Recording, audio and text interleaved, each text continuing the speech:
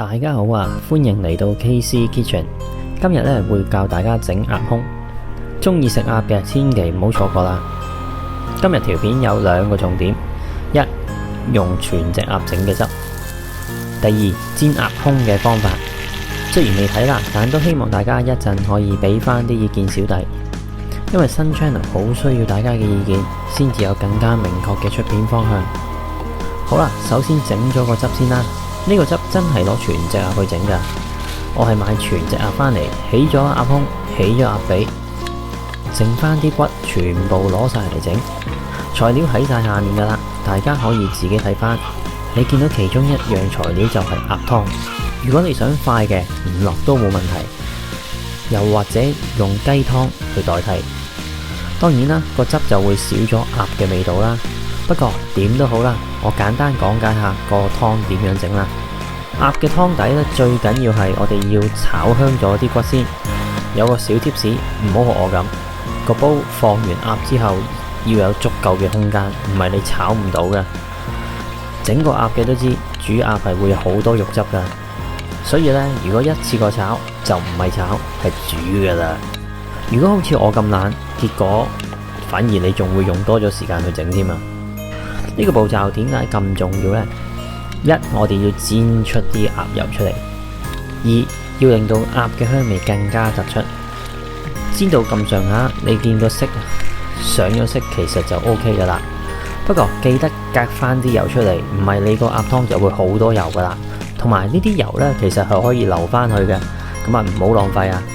跟住我哋會加啲紅酒落去，煮一煮佢。一般嚟講，我哋煮到去一半，我哋成日講話 reduce 一半，咁其實就 OK 噶啦。咁啊，最主要令到啲酒精揮發下啦。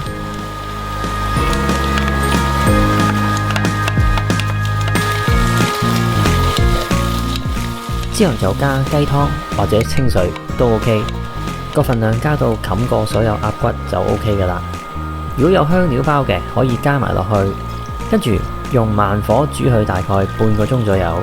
呢個湯嘅份量其實我哋都未必會用得晒，所以呢，一半我會攞嚟整汁，另一半留翻有另一個用法。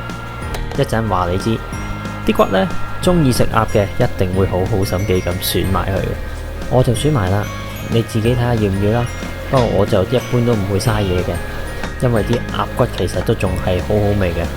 法國傳統嚟講，呢個汁佢會加埋橙皮落去，橙皮需要處理一下先。總之用你嘅方法將啲橙皮切到絲咁樣，你都可以用一啲刨絲嘅嘢，一樣可以做到呢一個效果。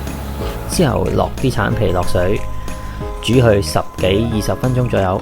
最主要係要煮走橙皮嘅苦澀味。煮完之後就可以攞出嚟備用啦。你可以加落個汁，又或者一陣攞嚟擺盤都冇問題噶。之後正式整個汁啦。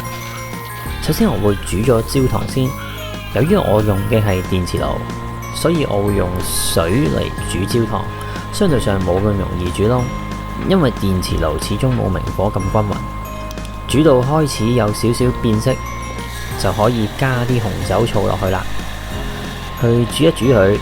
你見到啲水分收得七七八八，就可以加埋啲橙汁、檸檬汁、鴨湯落去啦。煮滾咗之後，就用中火慢慢煮到去收汁。留意我係用中火，如果用細火嘅話呢，你有排煮啊。當然啦，用得中火就要留意住唔好煮乾啦。你會發覺我呢個汁係冇加粉嘅，因為焦糖加埋鴨湯本身有嘅膠質，基本上唔加粉唔打芡都可以做到結身嘅效果，所以唔需要擔心。呢個汁配鴨胸食真係一流，我一路吸片諗起嘅時候都流晒口水。如果你真係唔想落鴨湯咁麻煩，唔落湯保留其他材料煮到收汁就 OK 噶啦。好啦，之後就講下點樣煎嚿鴨胸。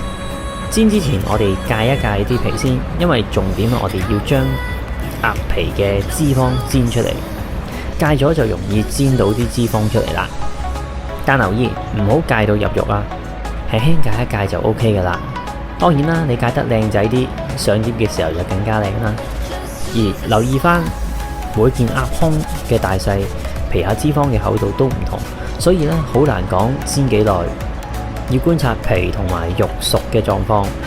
首先燒熱咗隻鑊之後，用慢火慢慢煎咗層皮先。油可以落，可以唔落。少少油可以令到佢啲油脂快啲煎到出嚟。跟住就慢慢去煎，等到幾時？最快都要10分鐘啦。呢個時間我就走咗去用剩低嘅鴨湯去整個天使麵。至於啲鴨油，我就攞咗嚟炒菜炒菇，真係物盡其用啊！成隻鴨都用得晒。你見到啦，個鴨胸煎到咁上下，嚿鴨就縮咗啦，啲皮開始有少少酥脆。其實就視乎你要幾脆啦，你想脆啲嘅就煎耐少少咯。至於另一面就真係唔使急住去反，你一反其實嚿鴨胸就差唔多要起噶啦。記得煎完鴨胸之後攞佢起嚟，唔好即刻食啊！我哋要俾佢唞一唞，就好似煎牛排一樣，你煎幾耐就要唞幾耐。但係你同我講，哇！你要煎咗成10幾分鐘喎，我哋係咪要唞翻10幾分鐘啊？呢嚿鴨咁細嚿，同埋我哋煎嘅方法有少少唔同，所以我唞翻佢5分鐘，我就覺得已經足夠啦。畢竟嚿鴨唔係太大，唞完就可以切開嚟擺盤上菜。我開餐啦，食先啦。多謝大家睇到呢度，大家喺屋企唔怕整色整水嘅，都可以自己試試啊！有時間記得俾翻啲comment我啊！下次見，拜拜。